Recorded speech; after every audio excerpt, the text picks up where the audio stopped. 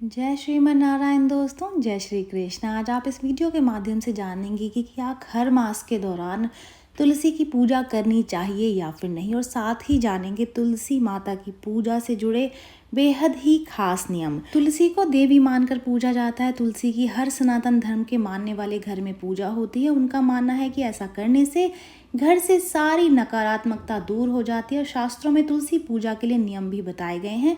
उन नियमों को ध्यान में रख कर के ही तुलसी की पूजा करनी चाहिए। तुलसी पूजा के बारे में कहा जाता है कि खर मास के समय तुलसी की पूजा नहीं की जाती है। खर मास में शुभ कार्यों को भी नहीं किया जाता है, इसलिए तुलसी पाठ भी नहीं किया जाता है। ऐसे में बड़े बड़े ज्योतिष आचार्यों का ये कहना है कि खर मास में तुलसी की पूजा जरूर से करनी चाहिए। खर मास में शुभ कार्यों को नहीं करते हैं, लेकिन पूजा पाठ इन दिनों में ज़रूर करनी चाहिए। ऐसा माना जाता है कि खर मास में ग्रह का जो प्रभाव है नकारात्मक होता है, और ये नकारात्मक प्रभाव आप पर गलत असर डालता है। ऐसे में पूजा पाठ ज़रूर से करनी चाहिए, बल्कि ज़्यादा करनी चाहिए। तुलसी पूजा को खर मास में करने से घर पर पड़ने वाले नकारात्मक प्रभाव को दूर किया जा सकता है। और खर मास में नकारात्मक प्रभाव घर पर पड़ते हैं, ऐसे में इनसे बचने का तुलसी पूजा सबसे आसान तरीका माना जाता है। तुलसी पूजा करने से भगवान विष्णु आशीर्वाद देते हैं, और आप तुलसी पूजा अगर करेंगे तो ग्रहों का जो दुष्प्रभाव है वो जो पड़ने वाला है वो कम होगा। खर मास में तुलसी पूजा करेंगे तो धन की वर्षा भी होगी।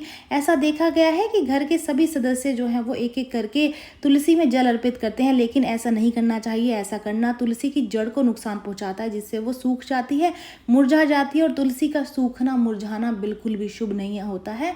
ऐसा कहा जाता है कि अगर आपका हरा भरा तुलसी का पौधा मुरझा रहा है या फिर वो सूख रहा है, तो इसका सीधा सीधा संकेत ये है कि घर में कोई ना कोई विपत्ति आने वाली है। तो इस बात का ध्यान रखें कि तुलसी के पौधे में हर सदस्य पानी ना दे। कोई भी एक सदस्य सुबह उठ करके पूजा पाठ करके उसमें जल दे दे। अक्सर लोग तुलसी को चुनरी ओढ़ाने के बाद में उसे बदलते नहीं हैं, पर हमें ऐसा नहीं करना चाहिए।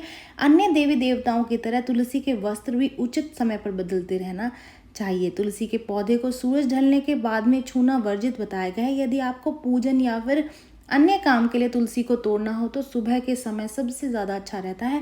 उसी समय पर आप तुलसी के पत्ते जो हैं वो तोड़ करके रख लें। तुलसी तोड़ते समय इस बात का ध्यान रखें कि सबसे पहले प्रणाम करने के बाद ही तुलसी के पत्ते तोड़ें। इसके साथ ही इस बात को भी ध्यान में रखना चाहिए कि तुलसी कभी भी नाखूनों से खींच करके नहीं तोड़नी चाहिए, ना ही इसके लिए किसी कैंची या फिर औजार का इस्तेमाल करना चाहिए। यदि आप रोजाना तुलसी की पूजा करते हैं और जल चढ़ाते हैं तो इस बात का भी ध्यान रखें कि रविवार के दिन तुलसी में जल नहीं चढ़ाना चाहिए। साथ ही इस बात का भी ध्यान रखें कि एकादशी के दिन भी तुलसी में जल नहीं दिया जाता है, क्योंकि इस दिन तुलसी माता भगवान विष्णु के लिए व्रत रखती हैं और ये निर्जला व्रत होता है उनका। तो अगर आप तुलसी के पौधे में जल डालेंगे तो ऐसा करने से उनका व्रत जो है वो खंडित हो सकता है और उसके दुष्परिणाम आपको भुगतने पड़ सकते हैं। तो इस बात का खास करके ध्यान रखें।